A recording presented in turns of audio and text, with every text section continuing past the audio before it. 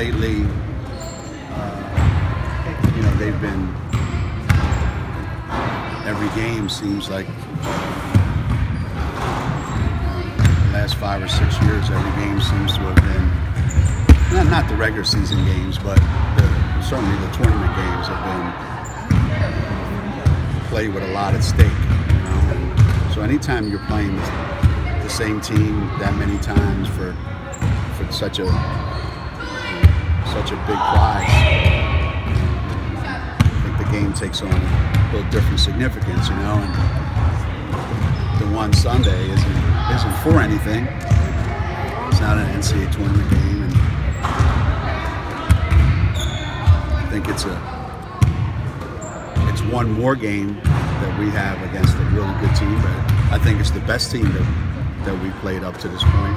No question about that. I mean, we played some really good teams, don't get me wrong, but I think by far this is the best team that we played, that we're getting ready to play. And if things go the way they've been going the last X number of years, it might not be the last time we play them. Hopefully it won't be, because then that means we're both pretty deep into the tournament. How's Nafisa been for 6 games? How would you rate her, you know, what she's been doing? Fisa? Yeah. You know, Fisa's been up and down a lot. You know, I think, you know, she had the kind of year last year where everything, you know, she came out of nowhere, you know. She got so much done, starting with the very first game. She had so much confidence and just was pretty much unguardable, maybe as unguardable as any player in the country. And then, you know, you come back this year and she's not an unknown. You know, everybody knows who Nafisa Collier is, and defenses are paying a little more attention to her. You know, they're not letting her get to some of the spots she wants to get to, and you know, I don't know that she has right now the same level of confidence that she had last year at this time. But you know, if you were to ask any normal player, say, hey, how's things going? Say, well, you know, Fisa's doing really, really well. It's just compared to last season, which, you know, was a season that's kind of remarkable. So for the first 6 games, I think she's been good. Not great, just good. What's her opportunity status? I saw her out there. Is she close? No, she's not close. No, but she this is probably her 3rd practice, maybe. I don't know.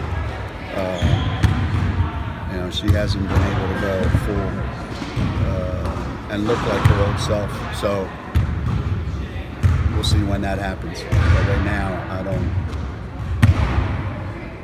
I don't anticipate it. But you never know. I mean, I guess everything's day to day. What about Kay Lou? Lou practiced today, and she actually looked pretty good. Obviously, she's a little bit rusty. I didn't realize till yesterday that she's only played 2 games, actually 1.5. You know, here I thought she just missed last week. I mean, she's only played 1.5 games, and she's a little bit rusty, but she looked pretty good. But we got one more practice tomorrow. We'll see how that goes, and then we've got shoot around on Sunday morning, and we'll see how that goes. And you know, she's expecting to play. I'm expecting her to play. So barring anything unforeseen, that's the plan. She does a lot of things for you offensively. What did you like the most about how your other players reacted to not having her presence out on the court? Well, having Fisa on the floor, I mean, having Lou on the floor changes everything that we do, because you know, she kind of bridges that gap between our perimeter guys and our inside guys, you know. And right now, we really don't have anyone else that does that.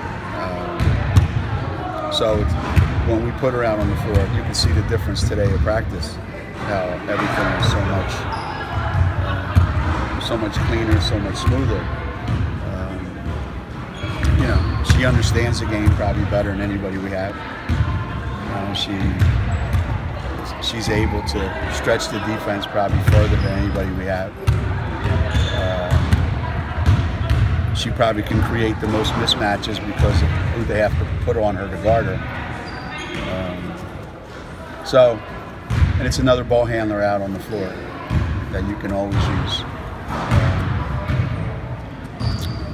So not having had her, when you look at the scores of some of our games and what we've been able to do, I think it's been pretty good. I think it's been really good. It hasn't looked good at times. It hasn't looked great at times, but there's been stretches where it's looked really, really good, and it's only going to look better down the road when we get, Lou back into the swing of things. It seems like every time you play Notre Dame, someone gets hurt for them right before, whether it's turnout, it's their freshman post been playing pretty well. Is that it's just part of the game? It's just the way it works sometimes?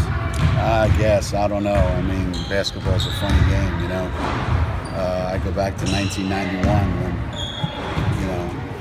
Shea got hurt in the championship game at Gamble.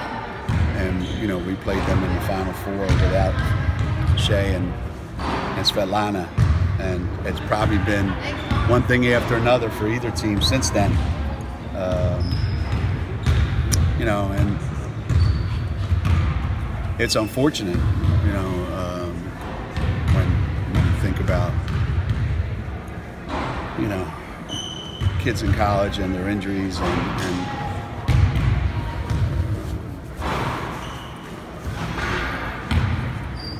for whatever reason, things go in cycles,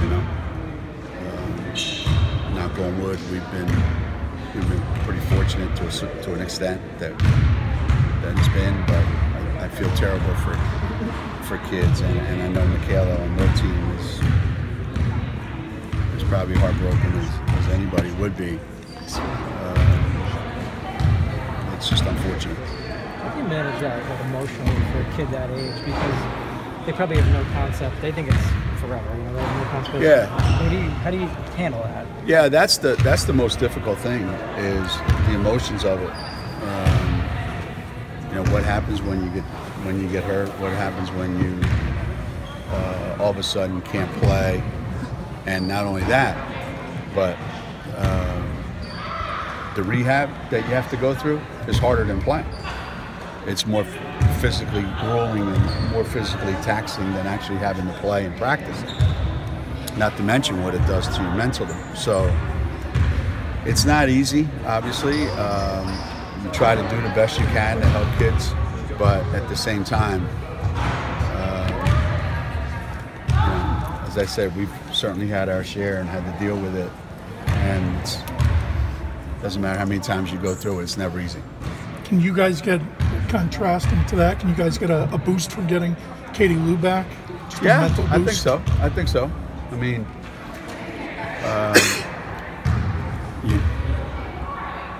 you don't have, like we played that Cal game. That was our first game, here. The Stanford game, when you look at the Stanford game, Lou was probably the best player on the floor for long, long stretches of that game, even without shooting the ball great. So getting her back in the lineup, I think is a big boost to everyone, emotionally, physically, all those things. So let's just hope we can get a lot of minutes from her. But it's what, December 3rd today. January, February, March, April. There's 4 months left in this season. I don't know that we want to, roll the dice and risk it all on Sunday afternoon. We got a long way to go. What did Notre Dame's wins over USF and South Carolina tell you against those kinds of tough opponents? Nothing that we didn't already know. I mean, we know what they're capable of doing. We know offensively, how good they are. We know the players on their team and how good they are. I think getting Jessica Shepard has added an awful lot to their team.